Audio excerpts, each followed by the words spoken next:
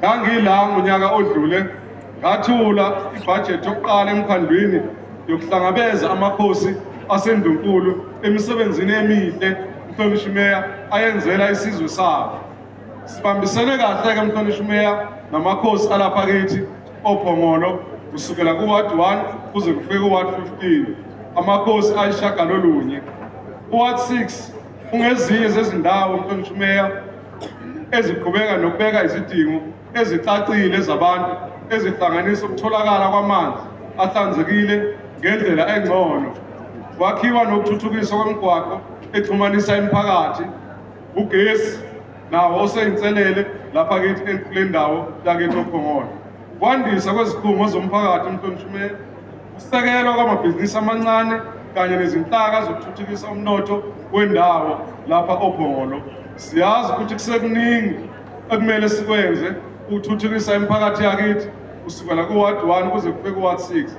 Namhla-ke sila endaweni ku-Ward 6, inselelo nakhona uMhlonishwa Meya isekhona, kodwa imisebenzi yabonakala yokuzama ukukhuphula amandla amanzi okungumsebenzi wakho kuzo wonke umuntu ezoxosha amanzi oPhongolo, nokuhambisana namanzi nokuhambisa amanzi ngama-water tank amavaterikani ezindaweni zamakhosi.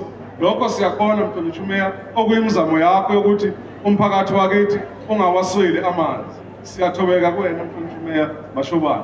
Siyabonga-ke Mhlonishwa Meya ngohlelo lokuhambisela imindeni eshonelwe engenamandla okuthenga amanzi uma ishonelwe. Nathi siyafaka isandla njengoba siwuhulumeni welokalo ukubambisana ukuthi sibalekelele abangenawo amandla okufihla izihlobo zabo, sikwazi ukuthi singenelele ekutheni zifihle izihlobo zabo. Namhla silapho ukuzolalela nokuzokweseka inqubo ye-IDP roadshow efaka phakathi nazo zonke izinqumo futhi imbono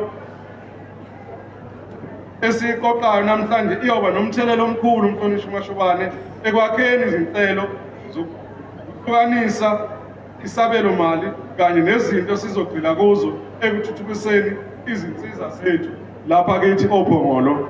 Phakathi wakithi sibambisene nomasipala wesifunda iZululand, sizimisele ukusheshisa izinhlelo zokuletha amanzi, sibhekane nezingqinamba zokulungisa imigwaqo, ingqalasizinda ezemidlalo nokufaka ugesi emakhaya.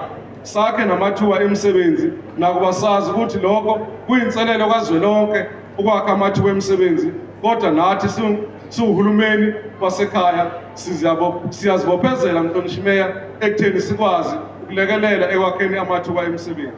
Ngobekela phambili yethu incike ebudlelwaneni obuhle phakathi kukahulumeni nomphakathi. Siyazi ngemphakathi ukuthi njengoba siwuhulumeni asisiyena uhulumeni ozimele, kepha siwuhulumeni ngoba sithunywe yini. Ukubambisana kwethu nani kuyosenza siqhubekele phambili kwembono yenu. Izinkinga ikakhulukazi ezamanzi uMhlonishwa Mashobane uzozikhuluma. Ngifuna-ke ukudlulisa ukubonga kwethu kumakhosi asendunkulu nakuzinduna zamakhosi uMhlonishwa Meya ngokusihola kwawo kanye nendima ebalulekile abayidlalayo amakhosi asendunkulu ekuthuthukiseni umphakathi lapha kithi oPhongolo. Ngokubambisana sizokwakha ndawonye indawo engcono kwiZululand, ikakhulukazi uPhongolo noma ikakhulukazi ku-Ward 6 la esikhona Mhlonishwa Meya, uPhongolo olungcono futhi ekugcineni iZululand iqinile nenothile. Ngiyabonga kakhulu umphathi wohlelo ngethuba